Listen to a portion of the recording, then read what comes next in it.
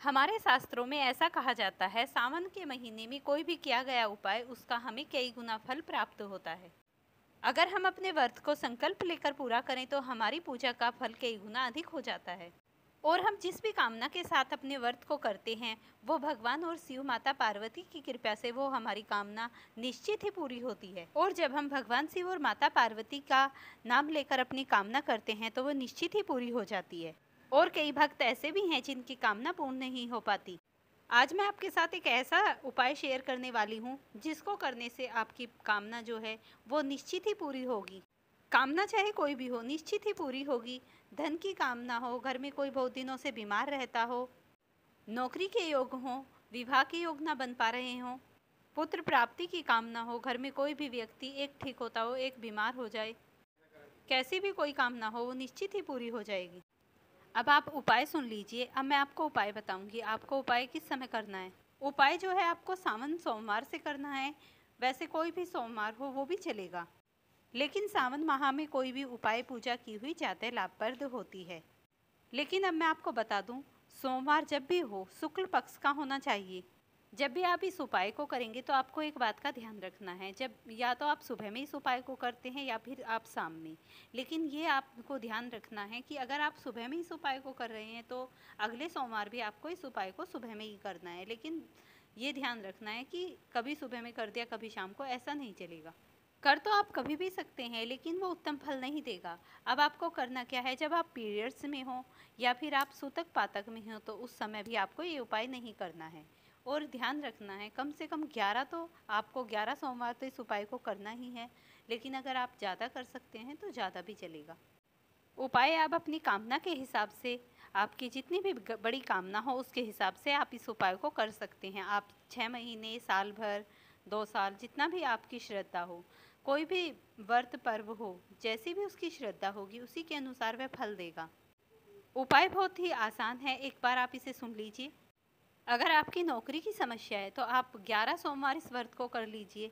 2-3 व्रत होते ही आपकी नौकरी के योग बन जाएंगे। अगर आपकी आर्थिक समस्या है, बीमारी की समस्या है तो उसमें भी आप इस व्रत को 11 बार कर लीजिए। आपकी आर्थिक समस्या ख़त्म होनी शुरू हो जाएगी और बीमारी भी हट जाएगी। और अगर आप इस उपाय को संतान की कामना के लिए करते हैं या फिर घर बनाने की कामना को लेकर करते हैं तो आपका ये उपाय थोड़ा लंबा चलेगा, लेकिन मनोकामना जरूर पूरी हो जाएगी। हो सकता है समय थोड़ा ज़्यादा लगे लेकिन मनोकामना जरूर भगवान भोलेनाथ की कृपा से पूरी होती है। अब मैं आपको उपाय के बारे में बताऊंगी। उपाय आपको करते ही 2-3 सोमवार में ही आपको अनुभव होने लगेगा। आपके घर का जो माहौल है वो, उसमें बदलाव आपको देखने को मिलेंगे। वो अलग बात है कि मनोकामना तुरंत पूरी ना हो, लेकिन धीरे धीरे करते हुए पूरी होगी अवश्य। इस उपाय को घर का बड़ा छोटा कोई भी सदस्य कर सकता है। उपाय को किसी भी समय कर सकते हैं, बस एक बात का ध्यान रखना है, सूतक पातक में और पीरियड्स में इस व्रत को नहीं करना है। ये जो उपाय है ये आपको पूरे नियम और निष्ठा के साथ करना है। ये नहीं है कि आपने एक सोमवार कर दिया और फिर एक सोमवार छोड़ दिया। इसे बिल्कुल लगातार और नियम पूर्वक कीजिए, तभी आपको जो आपकी कामना है वह पूरी होगी।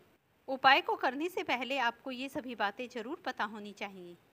अब आप उपाय को सुन लीजिए। उपाय कुछ इस प्रकार है। उपाय जो आपको स्टार्ट करना है वो मक्खन से करना है। और जो ये मक्खन है वो काहे का होना चाहिए, वो गाय के शुद्ध देसी घी का होना चाहिए। तो उसके लिए आपको करना क्या है, आपको लेना है गाय का दूध। अगर आपके पास नहीं है तो पैकेट में भी अब गाय का दूध मिलता है, या फिर आपके आसपास कोई गाय है तो आप गाय का दूध ले आइए। फिर उस दूध को उबाल लीजिए। उबाल के जैसे ही दूध ठंडा हो जाएगा उसकी मलाई को उतारिए और मलाई को जमाने के बाद उसे भिगोकर उससे मक्खन निकाल लीजिए। अब उस मक्खन को आप शिवलिंग का आकार देकर फ्रीजर में रख दीजिए। अब आप अपनी पूजा की तैयारी कीजिए। पूजा के लिए आप सबसे पहले शुद्ध देसी घी का एक दीपक बनाइए। गंगा जल से भगवान को स्नान कराइए, शुद्ध जल रखिए और भगवान को भोग लगाने के बाद आप पंचामृत बनाकर रख लीजिए। और जो भी आपकी जन्म कुंडली में परेशानी है उनके लिए तो आपको पता होना चाहिए कि आपके ऊपर कौन सा ग्रह खराब है। तो उसके लिए मैं आपको एक छोटा आसान सा उपाय बताऊंगी। आपको नवग्रह की पूजा करनी चाहिए। आपको 9 प्रकार के मोटे साबुत अनाज रखने चाहिए इस पूजा में, जैसे साबुत गेहूँ, जौ, ज्वार, बाजरा, चावल, काले चने, साबुत मूंग, लाल दाल, साबुत काली उड़द की दाल, काले तिल, चना दाल। इस प्रकार आप ऐसे 9 प्रकार के अनाजों को अपनी पूजा में सम्मिलित कर लीजिए।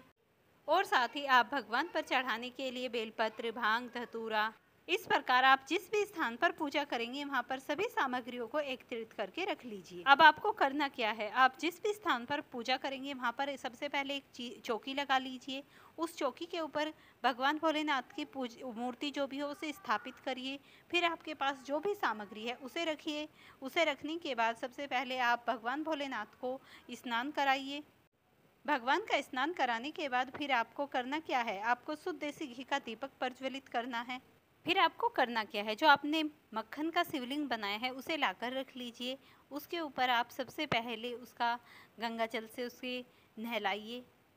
फिर जलाधारी से उसका अभिषेक कीजिए। उसके बाद जो आपने दीपक जलाया है उससे भगवान भोलेनाथ को प्रसन्न होने के लिए अपनी जो भी मंगल कामना है उसे बोलिए, मस्तक झुकाइए। उसके बाद आप जो बेलपत्र है आपको लेने हैं 7 बेलपत्र, और उन बेलपत्र पे आपको पीले रंग के चंदन से आपको उन पर राम राम लिखना है और उसे शिवलिंग के ऊपर चिपका दीजिए। और अब आपको क्या लेना है, आपको लेने हैं थोड़े से चावल, अक्षत्र और एक का सिक्का। और इस तरीके से इन तीनों चीज़ों को सीधे हाथ में लेकर थोड़ा सा गंगा जल लेकर ओम गण गणपताय नमः मंत्र का जप करते हुए शिवलिंग पर समर्पित कर देने हैं। और जब आप इन चीज़ों को शिवलिंग पर समर्पित करें तो अपना नाम, गोत्र और जिस स्थान पर आप रहते हैं उस स्थान का नाम बोलकर इन सभी चीज़ों को भगवान के समक्ष प्रस्तुत कीजिए। और फिर विधि विधान के साथ पुष्प आदि सभी चीज़ें भगवान को अर्पित करके अपनी पूजा समर्पित हो जाए। जब शिवलिंग को आपको फिर वहाँ से उठाना नहीं है, जब 2-3 घंटे हो जाएंगे तब शिवलिंग घी है मेल्ट हो जाएगा, तब उसे आपको तुलसी में नहीं डालना है और ना ही ऐसे स्थान पर डालना है जहाँ किसी का पैर लगे। फिर आप उसे किसी पौधे में डाल सकते हैं। और इस उपाय को आप तब तक कीजिए जब तक आपकी मनोकामना पूरी ना हो।